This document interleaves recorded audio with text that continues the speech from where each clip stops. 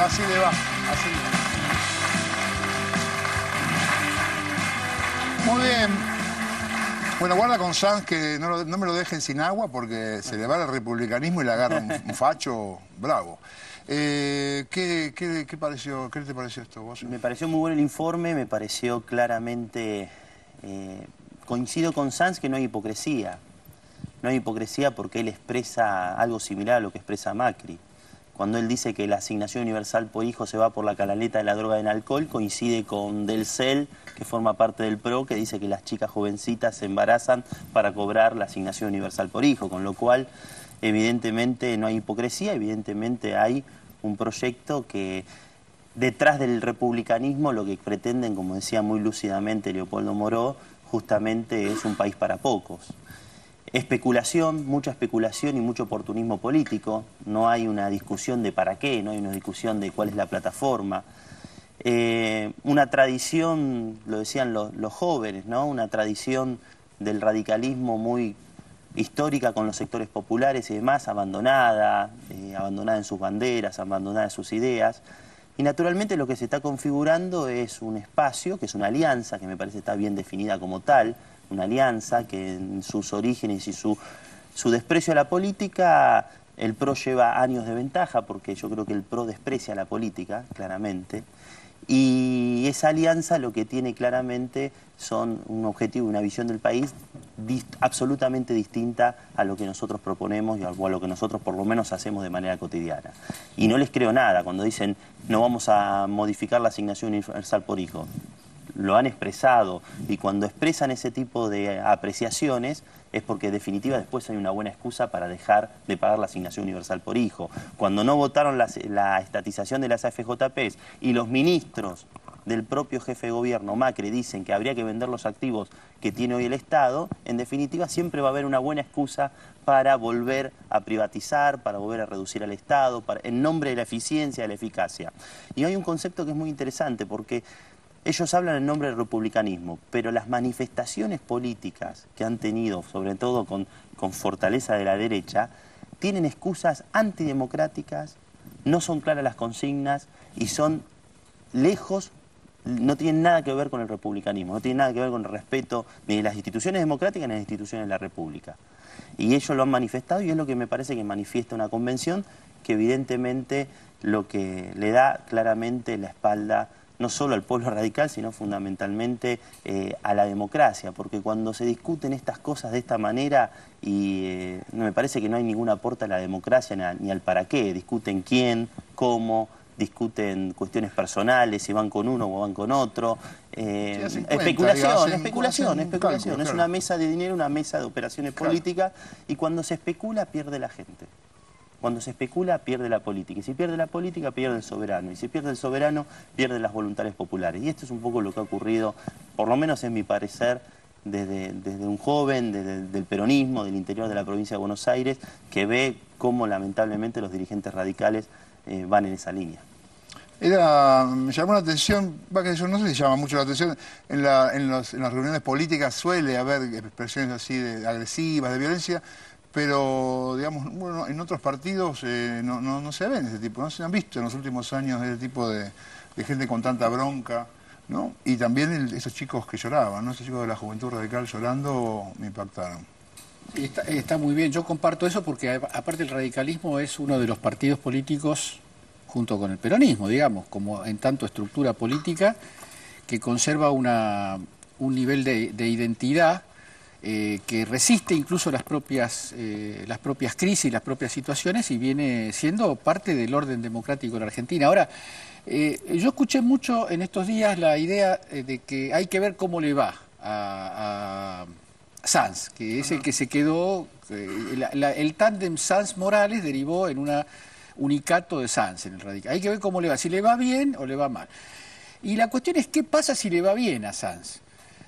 si le va bien a Sanz, si le va mal está claro que el radicalismo queda como una especie de partido de alquiler de la derecha argentina. Ahora, si le va bien a Sanz, y eso creo que es lo que angustia a algunos jóvenes y a alguna gente que pensó que el radicalismo podía ir en otra dirección, si le va bien se va a convertir en el gran partido de la derecha conservadora, un partido que nació como la lucha de la causa contra el régimen, un partido que resistió en la década del 30 el avasallamiento de las instituciones, que formó cuadros como Homero Mansi, como Jauret. Digo, ahí hay una apuesta, el pragmatismo político llevado, el falso, el pseudo pragmatismo político. El pragmatismo, el carácter práctico de la política es muy importante.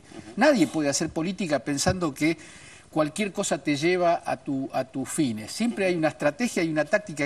El problema es cuando ese pragmatismo se abstiene de toda definición y de hecho asume la definición de los poderosos. Me parece que ese es el radicalismo. Y yo quiero decir una última cosa. Me parece que no se trata de la muerte del radicalismo. En todo caso se trata de una crisis final, agónica de la estructura de la Unión Cívica Radical. Porque el espíritu del radicalismo forma parte del proceso de cambios. El espíritu irigoyenista del radicalismo forma parte del proceso de cambio. Y creo que hay que entenderlo desde todas las latitudes políticas, porque pensar que el radicalismo como conjunto histórico, como identidad, forma parte del enemigo, creo que es un profundo error. Hay un fuerte mandato populista. El primer gran populista de la historia argentina fue Hipólito Yrigoyen y Leandro Alem antes que él. Entonces, yo creo que eso hay que revisarlo porque puede, por la vía del sectarismo que provocan algunas de estas cosas, puede haber una reacción equivocada. A ver, Nola. Sí, no, una pregunta para Diego en el marco de las elecciones inminentes, porque esto evidentemente lo que muestra es un pragmatismo, desde mi punto de vista coincido con lo que decía ese joven radical suicida de parte del radicalismo. No sé cómo le puede salir bien esto al radicalismo, pero más allá de eso, sí implica una definición de alianzas que aspira a disputarle el poder al Frente para la Victoria. Y esa alianza es básicamente antiperonista, es ahí donde hacen el corte, optaron por eso, no solo derecha, sino antiperonista. ¿Cómo esto influye en la visión, en el planteo del Frente para la Victoria ante esa sociedad que tiene que seducir, ¿no? Fue muy lúcido Leopoldo Moró cuando decía, cuando el radicalismo optó por opciones antiperonistas o anti o contra de una decisión, el radicalismo se desperfiló y no logró tener el apoyo popular. Nosotros somos un partido que de hace muchos años estamos gobernando, que hemos transformado la Argentina, que estamos muy convencidos de nuestras banderas, que estamos muy convencidos de haber recuperado las banderas históricas del peronismo, porque tanto Néstor como Cristina recuperaron las banderas de independencia económica, de soberanía política, de justicia social, que ha logrado incorporar a millones de argentinos a un proceso histórico, un proceso político, y no solo un proceso político, sino un proceso económico que ha sido muy bueno para los argentinos en términos reales, en términos concretos, que ha recuperado la política. Recordemos que venimos de un proceso donde eclosionó al principio de los años 2000, donde la política era mal vista, la política era, de hecho los jóvenes eran antipáticos a la política, los jóvenes se incorporaron también en la política, y cuando se incorpora a los jóvenes a la política, evidentemente porque la política da respuesta, porque es transgresora, porque cuestiona y porque da soluciones. Entonces, ese proceso político me da la sensación de que va a ir con toda la fuerza a defender todo lo que hemos hecho, todas las conquistas, y no solo todas las conquistas, sino también proponer cuestiones superadoras. Yo creo que cuando el radicalismo, junto con los sectores más de derecha, básicamente representados por el PRO, van a reaccionar mostrando un país absolutamente distinto para pocos, viendo en las encuestas qué decir y qué no decir, porque eso es básicamente el esquema del PRO. Detrás del PRO no hay una doctrina, no hay una filosofía, no hay causas, no hay mística. Evidentemente hay un Durán Barba que le dice, estas son las prioridades, habla esto de esta semana de esto, no digas no a la asignación porque la gente está de acuerdo. Digamos, es un consultitis, no sé cómo se llama la doctrina. Y en ese contexto me da la sensación de que va a haber una discusión política muy rica y en donde se van a proponer claramente dos grandes visiones de país.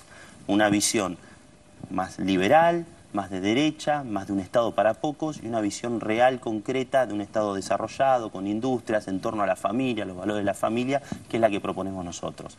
Yo creo que va a ser rico el debate, y sí tengo temor y tengo en algún punto que prosigan estas situaciones en donde, porque no les creo esto de que vamos a seguir con la asignación universal por hijo.